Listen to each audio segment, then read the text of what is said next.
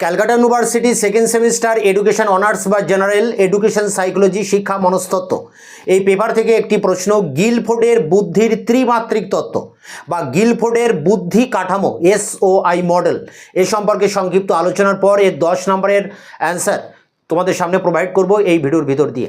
তা দেখো, গিলফোর্ডের বুদ্ধির ত্রিমাত্রিক তত্ত্বটা কি? আগে মনে করা হতো বুদ্ধি একমাত্রিক, একটাই মাত্রা রয়েছে, কিন্তু গিলফোর্ড ক্যালিফোর্নিয়া ইউনিভার্সিটির এই অধ্যাপক 1966 সালে তিনি বুদ্ধির ত্রিমাত্রিক তত্ত্ব প্রকাশ করেন। দীর্ঘদিন গবেষণার পর তিনি এই তত্ত্ব প্রকাশ করেন, যা একটি যুগান্তকারী একটা বিষয়। কারণ তিনি বলছেন যে বুদ্ধির আমাদের তিনটি দিক রয়েছে, তিনটি মাত্রা রয়েছে, এই তিনটি মাত্রা একসাথে ক্রিয়াশীল হয়েই এই বুদ্ধি বিষয়টা ক্রিয়াশীল হয়। তা সেটা আমরা দেখব যে তিনটি সেই মাত্রা কি রয়েছে। দেখো, আমরা একটু ছকের মাধ্যমে দেখে নিই। দেখো, প্রক্রিয়ার মাত্রা, বিষয়বস্তুগত মাত্রা এবং উৎপাদনগত মাত্রা, এই তিনটি মাত্রা নিয়েই হচ্ছে বুদ্ধির ত্রিমাত্রিক তত্ত্ব। তো দেখো, এই বুদ্ধি ত্রিমাত্রিক তত্ত্বের একটা ছবি আছে, সেই ছবির মাধ্যমে তিনি বোঝাতে চেয়েছেন কিভাবে এই SOI মডেল কাজ করে। তোমরা গুগল থেকে সেই মডেলটার ছবি তোমরা দেখে নেবে, কারণ এই প্রশ্নটা কিন্তু ছবি সহ আসতে পারে। তোমরা সেই ছবিটা নোটের মধ্যে ইনপুট করে নেবে। এখন এই তিনটি যে মাত্রা 1, 2, 3, এই তিনটি মাত্রায় কি রয়েছে একটু সারসংক্ষেপে বলি। দেখো, প্রক্রিয়ার মাত্রা, সেখানে প্রথমে বলা হচ্ছে যে প্রক্রিয়াগত যে বুদ্ধি আমাদের কাজ করে, সেক্ষেত্রে আমাদের প্রজ্ঞার বিষয়টা খুবই গুরুত্বপূর্ণ। কারণ প্রজ্ঞা কি আমরা জানি, প্রজ্ঞা অর্থাৎ জ্ঞান। তা আমাদের জ্ঞান কি হয়, আমাদের যে জ্ঞান, কোনো বিষয় সম্পর্কে আমাদের যে জ্ঞান রয়েছে, সেই জ্ঞান কিন্তু প্রতিনিয়ত মডিফাই হয়। অন্য কোনো আরেকটি তথ্য যখন আমরা সেই জ্ঞানের সাথে অ্যাটাচ করে নিই, তখন সেই জ্ঞান কিন্তু আরও বেশি মডিফাই হয়। এইভাবে প্রজ্ঞা প্রতিনিয়ত আপডেট হতে হতে বা প্রতিনিয়ত সেটা বিবর্তিত হতে হতে একটা কংক্রিট জায়গায় চলে আসে। তো এই প্রজ্ঞা আমাদের খুবই গুরুত্বপূর্ণ এই বুদ্ধির ক্ষেত্রে। এরপর দেখো, স্মৃতি। আমরা স্মৃতির মাধ্যমে কোনো জিনিসকে রোমন্থন করি, কোনো জিনিস ভাবনা চিন্তা করি, যেটা কিন্তু বুদ্ধির একটি প্রক্রিয়াগত বিষয়। এছাড়া রয়েছে দেখো কেন্দ্রপ্রসারী চিন্তন, এবং তারপরে রয়েছে কেন্দ্রানুগ চিন্তন। কেন্দ্রপ্রসারী মানে কোনো একটি বিষয়কে ছেড়ে তার বাইরে আরও অন্যান্য বিষয় নিয়ে চিন্তা ভাবনা করা। আমরা কোনো একটা ঘটনা যখন ভাবি মনে মনে, তখন কিন্তু তার সাথে রিলেটেড আরও অনেক কিছু কিন্তু আমরা চিন্তা ভাবনা করি। অর্থাৎ আমরা কেন্দ্র থেকে, অর্থাৎ বিষয় থেকে আমরা বিষয়ের বাইরে চলে গিয়ে আরও বড় অন্যান্য বিষয়কেও কিন্তু আমরা ভাবনা চিন্তা করি, কেন্দ্র থেকে বিচ্ছিন্ন হয়ে। তাই এই বিষয়টাকে আমরা বলছি কেন্দ্র অপসারী চিন্তন। আর কেন্দ্রানুগ চিন্তন হচ্ছে কোনো একটি বিষয়কে নিয়ে নির্দিষ্টভাবে সেই বিষয়টাকে নিয়েই শুধু চিন্তা করা বা সেই বিষয়টাকে পড়ে আলোকপাত করা। এরপরে যেটা রয়েছে মূল্যায়ন। তা আমরা কোনো জিনিসের মূল্যায়ন করতে পারি, আমরা যা দেখি, যা শ্রবণ করি, যা কিছু ভাবনা চিন্তা করি, তার কিন্তু একটা শেষে আমরা তার একটা মূল্যায়ন নির্ধারণ করতে পারি। তো এই 5টি শ্রেণীতে ভাগ করা রয়েছে এই প্রক্রিয়ার মাত্রা।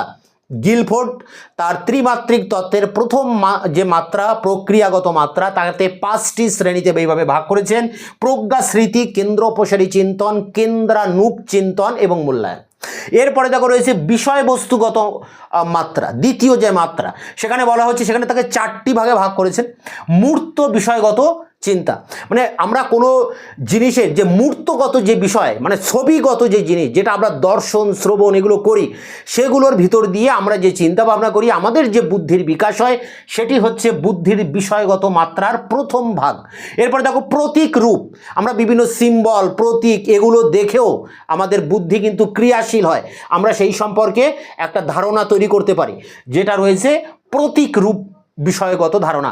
বিমূর্ত বিষয়গত ধারণা, অর্থাৎ যার কোনো চিত্র নেই, যার কোনো রূপ নেই, একটা বিমূর্ত বিষয়। যেমন বিভিন্ন প্রবাদের কথা বলা যায়, যে বিভিন্ন প্রবাদ, যার কোনো সেই প্রবাদগুলোর কিন্তু কোনো বাস্তব চিত্র নেই, একটা বিমূর্ত চিন্তা সেই প্রবাদের ক্ষেত্রে। তো এগুলোর ভিতর দিয়ে আমাদের বিমূর্ত বিষয়গত চিন্তন হয়। এবং আচরণমূলক চিন্তন, শেষ যে ভাগটি রয়েছে, আচরণমূলক বলতে এখানে একজন ব্যক্তি আরেকজন ব্যক্তির সাথে যে পারস্পরিক মেলামেশা করে, তার মধ্যে দিয়ে যে পারস্পরিক জানা বোঝা হয়, একে অপরকে জানি, একে অপরকে বুঝি, এবং এক্ষেত্রেই আমাদের বুদ্ধি যে ক্রিয়াশীল হয় সেটি হচ্ছে আচরণগত বিষয়গত প্রক্রিয়া।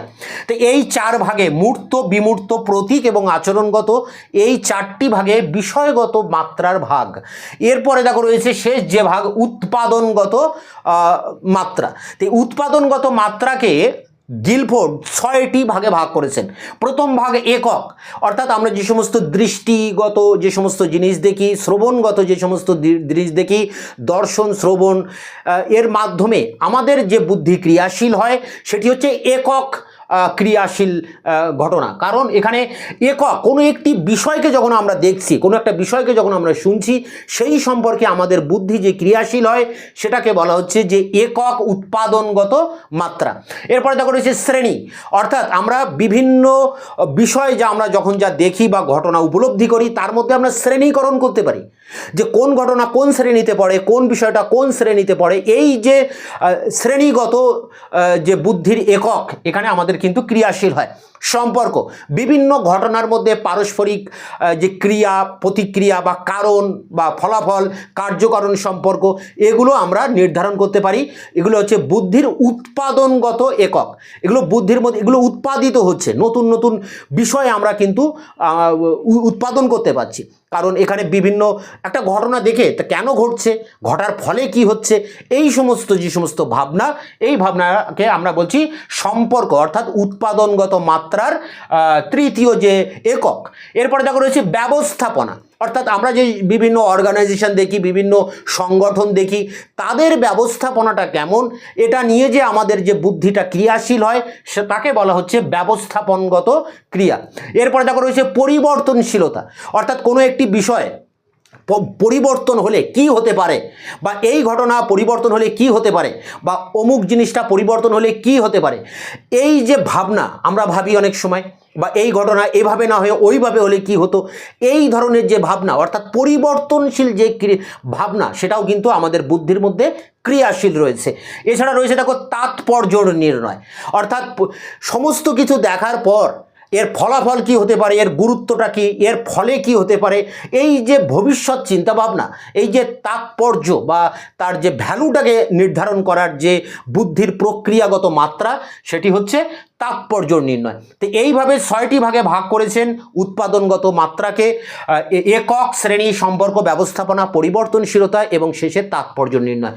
তো এইভাবে 3টি একককে বিভিন্ন ইউনিটে ইউনিটে ভাগ করে এই সব কিছু নিয়ে, অর্থাৎ এই 3টি মাত্রাকে একত্রিত করে বুদ্ধির ত্রিমাত্রিক তত্ত্ব।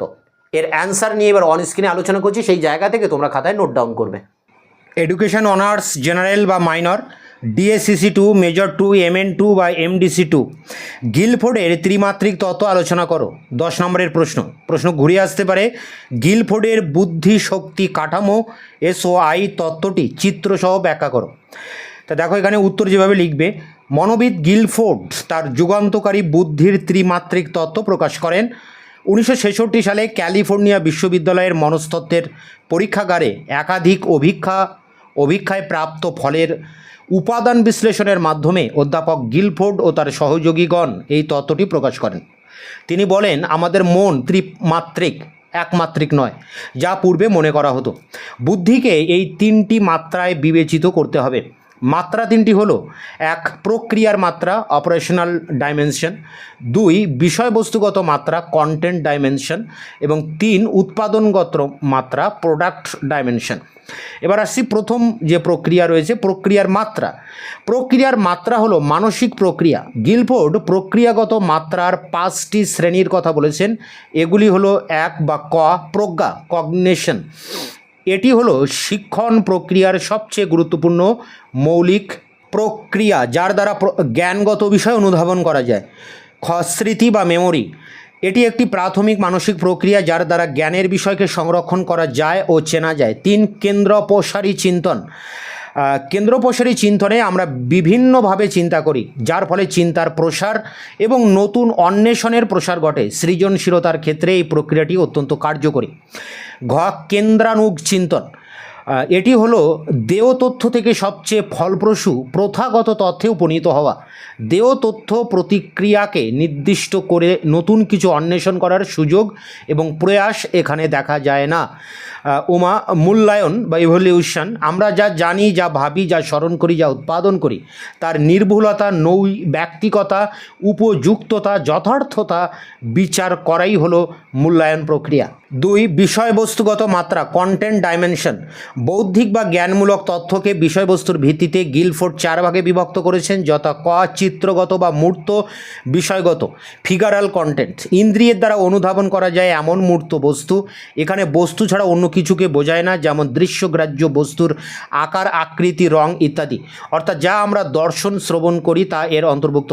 খ, প্রতীকীরূপী বিষয়বস্তু, সিম্বলিক কন্টেন্ট। এটি হলো অক্ষর, সংখ্যা এবং অন্যান্য প্রথাগত সংকেত যা বিন্যস্ত থাকে, যেমন বর্ণমালা বা অ্যালফাবেট, সংখ্যা শ্রেণী, নাম্বার সিরিজ, আঙ্কিক চিহ্ন ইত্যাদি।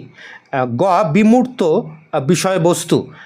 এখানে রয়েছে, এটা হলো ভাষাগত বা ভাবগত অর্থ, যেমন প্রবাদ, ভাগের মা গঙ্গা পায় না, অলস মস্তিষ্ক শয়তানের কারখানা ইত্যাদি। ঘ, আচরণগত বিষয়বস্তু, বিহেভিয়ারাল কন্টেন্ট। এটি হলো সামাজিক আচরণ যার সাহায্যে নিজের ও অন্যদের বোঝবার এবং মেলামেশার ক্ষমতাকে বোঝায়। 3, উৎপাদন বা ফলশ্রুতি, প্রোডাক্ট। গিলফোর্ড বলেছেন, যখন কোনো বিষয়বস্তুর উপর প্রক্রিয়া কার্যকরী হয় তখন 6 রকমের ফলশ্রুতি দেখা যায়। এই 6 ধরনের ফলশ্রুতি হলো: ক, একক বা ইউনিটস, বিষয়কে কেন্দ্র করে দৃষ্টি, শ্রুতি এবং প্রতীক সহ জ্ঞান অর্জন করার ক্ষমতা এর অন্তর্ভুক্ত। খ, শ্রেণী, ক্লাস, কোনো শব্দ বা ভাবধারাকে শ্রেণীবদ্ধ করার ক্ষমতা। সম্পর্ক, রিলেশনস, বিভিন্ন বস্তুর মধ্যে সম্পর্কের বিধানের ক্ষমতা এবং ধারণাগত বিষয়বস্তুর মধ্যে সম্পর্ক আবিষ্কারের ক্ষমতা। ঘ, ব্যবস্থাপনা, সিস্টেম, বস্তুগত সংগঠন, প্রতীকধর্মী বিষয় সংগঠন, সমাধানের জন্য সমস্যা সংগঠন করার ক্ষমতা এই অংশের অন্তর্ভুক্ত, যেমন মধ্যাকর্ষণ না থাকলে কি হতো। পরিবর্তনশীলতা, ট্রান্সফরমেশন, কোনো বস্তুর রূপান্তর ঘটলে কি অবস্থায় হয়, বর্তমানে কোনো ঘটনার পরিবর্তন ঘটলে কি হবে তা অনুমান করার ক্ষমতা এই অংশের অন্তর্ভুক্ত। তাৎপর্য নির্ণয়, ইমপ্লিকেশন, কোনো প্রত্যাশার ব্যাপকতা, বর্তমানের প্রেক্ষিতে ভবিষ্যতের কথা চিন্তা করার ক্ষমতা এই ফলশ্রুতির অন্তর্ভুক্ত। এবার প্যারা করে, বুদ্ধির 3টি মাত্রাকে উপরিউক্ত ছকের মাধ্যমে, তোমরা এরপরে এই জায়গায় তোমরা ছকটা লিখবে, তারপরে এই প্যারা দিয়ে অ্যান্সার করবে, ব্যক্ত করা যায়। ঘনকের একদিকে আছে প্রতিক্রিয়ার মাত্রা, এখানে যে ঘনকটা এঁকে ছবিটা আঁকার কথা বলা হচ্ছে তার উপরে বেস করে, অর্থাৎ ছবিকে কেন্দ্র করে এই লেখাটা কিন্তু আসছে। ঘনকের একদিকে আছে প্রতিক্রিয়ার মাত্রা, অন্যদিকে আছে বিষয়বস্তুর মাত্রা এবং তৃতীয় দিকে আছে ফলশ্রুতি বা উৎপাদনগত মাত্রা। প্রক্রিয়াগত মাত্রার 5টি শ্রেণী, বিষয়গত মাত্রার 4টি এবং উৎপাদনগত মাত্রার 6টি, অর্থাৎ মোট 5 গুণ 4 গুণ 6 120টি বুদ্ধির উপাদান আছে। বর্তমান বিষয়বস্তুগত মাত্রার চিত্রগত বিষয়কে 2টি ভাগে ভাগ করা হয়েছে, দৃষ্টিগত ও শ্রবণজাত। ফলে বিষয়বস্তুর মাত্রা 4টির পরিবর্তে 5টি শ্রেণী হয়েছে এবং বুদ্ধির মোট উপাদান হয়েছে 5 গুণ 5 গুণ 6 সমান 150টি। গিলফোর্ড উপাদান বিশ্লেষণের সাহায্যে এখনও পর্যন্ত 90টি বুদ্ধির উপাদান আবিষ্কার করেছেন। অবশিষ্ট উপাদানগুলি আবিষ্কৃত হবে গিলফোর্ডের ধারণা। এবার মেন পয়েন্ট, SOI এই যে মডেল এর শিক্ষাগত তাৎপর্য, অর্থাৎ গিলফোর্ডের বুদ্ধি ত্রিমাত্রিক তত্ত্ব বা বুদ্ধির শক্তি কাঠামোর শিক্ষাগত তাৎপর্য। প্রতিটা থিওরির শেষে কিন্তু এই শিক্ষাগত তাৎপর্য অবশ্যই লিখতে হয়। দেখো, SOI এর শিক্ষাগত তাৎপর্য একটি গুরুত্বপূর্ণ বিষয়। এই তত্ত্বটি মনস্তত্ত্ব, শিক্ষাগত এবং বৃত্তিগত অভিক্ষায় ও শিক্ষাক্ষেত্রে নিম্নোক্তভাবে কার্যকরী হতে পারে। এক, মনস্তত্ত্বে বিভিন্ন বয়সের জন্য বিভিন্ন ধরনের অভিক্ষা গঠনে SOI মডেল খুব গুরুত্বপূর্ণ। গিলফোর্ড মডেলের সাহায্যে যেভাবে বৌদ্ধিক উপাদানগুলি বিভক্ত করেছেন, ভবিষ্যতে তার প্রভাব বিভিন্ন বৌদ্ধিক ক্রিয়ামূলক কাজ, যেমন গবেষণায়, বিশেষ করে শিখন, স্মৃতি, সমস্যা সমাধান ইত্যাদির ক্ষেত্রে বিশেষ তাৎপর্যপূর্ণ। 2, শিক্ষাগত ও বৃত্তিগত অভিক্ষার ক্ষেত্রে SOI মডেলে 120, অন্য মতে 150টি বৌদ্ধিক ক্ষমতার উল্লেখ আছে। এর তাৎপর্য হলো বুদ্ধি সম্পর্কে সুস্পষ্ট ধারণার জন্য বিভিন্ন ক্ষমতা পরিমাপক পদ অন্তর্ভুক্ত করতে হবে। মডেল অনুযায়ী বিষয়বস্তুর প্রেক্ষিতে 4 রকমের বুদ্ধির ব্যবহার করা যেতে পারে। প্যারা করে দেখো, বিমূর্ত বুদ্ধি দুটি শ্রেণীর: প্রতীকমূলক ও বিমূর্ত ভাষামূলক ক্ষমতা। যেসব ক্ষেত্রে শব্দ অনুধাবন, বানান, ভাষা, সংখ্যা নিয়ে কাজ, অঙ্ক, জ্যামিতি ছাড়া প্রয়োগ হয় সেক্ষেত্রে প্রতীকমূলক ক্ষমতার বিশেষ প্রয়োজন। বাচনিক ধারণার মাধ্যমে বিষয়বস্তুকে বোঝার জন্য বিমূর্ত ভাষামূলক বুদ্ধির প্রয়োজন হয়। সেজন্য যেসব কাজে তথ্য ও ভাষার শিখন অপরিহার্য সেখানে এই বুদ্ধি গুরুত্বপূর্ণ। বিষয়বস্তু মাত্রার সর্বশেষ হলো আচরণমূলক, যাকে সামাজিক বুদ্ধি বলা হয়। সমাজে নিজের ও অন্যান্যদের আচরণ বুঝতে এই বুদ্ধির দরকার। যেসব কাজে অপরের সঙ্গে সম্পর্ক রেখে চলতে হয়, যেমন শিক্ষক, রাজনীতিবিদ, সামাজিক কর্মী, সাংবাদিক, কোম্পানির দালাল এবং নেতা, সেক্ষেত্রে যথেষ্ট পরিমাণে এই বুদ্ধির প্রয়োজন। 3. শিক্ষার ক্ষেত্রে SOI মডেল বিশেষ তাৎপর্যপূর্ণ। এ সম্পর্কে কয়েকটি বিষয়ের উল্লেখ করা হলো। দেখো, প্রথমত SOI মডেল শিক্ষার্থী ও শিখনের ক্ষেত্রে এক নতুন ধারণার সূচনা করেছে। প্রাচীন ধারণা অনুযায়ী শিখন হলো উদ্দীপক প্রতিক্রিয়ার, অর্থাৎ SR এর মধ্যে বন্ধন। SOI মডেল শিক্ষার্থীকে একটি কম্পিউটারের সঙ্গে তুলনা করেছে। সে শুধু তথ্য সঞ্চয় করে না, অপসারী চিন্তনের মাধ্যমে নতুন তথ্য সরবরাহ এবং মূল্যায়ন করে। এই মতানুযায়ী শিখন উদ্দীপক ও প্রতিক্রিয়ার মধ্যে শুধুমাত্র বন্ধন নয়, তথ্য আবিষ্কারও বটে। শিখনের জ্ঞানমূলক তত্ত্বের ধারণা এক্ষেত্রে প্রাধান্য পায়। মডেল আরও বলে যে উচ্চ স্তরের চিন্তন, সমস্যা সমাধান, সৃজনশীলতা প্রভৃতি বিকাশে পাঠ্যক্রম সংগঠন এবং শিখন পদ্ধতিতে ব্যাপক পরিবর্তন আবশ্যক। দ্বিতীয়ত, পূর্বে শিক্ষা ছিল বুদ্ধির অনুসরণ, বর্তমান SOI মডেল অনুযায়ী শিক্ষা হলো নির্দিষ্ট অভ্যাস ও দক্ষতার শিখন।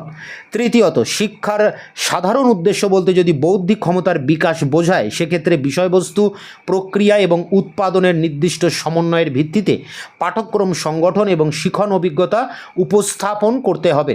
তো এই ছিল গিলফোর্ডের বুদ্ধি ত্রিমাত্রিক তত্ত্ব বা তার বুদ্ধি কাঠামো, SOI মডেল এবং তার শিক্ষাগত তাৎপর্য, তার উপরে প্রশ্ন উত্তর। এটি সংগ্রহ করে পরীক্ষার প্রস্তুতি নাও।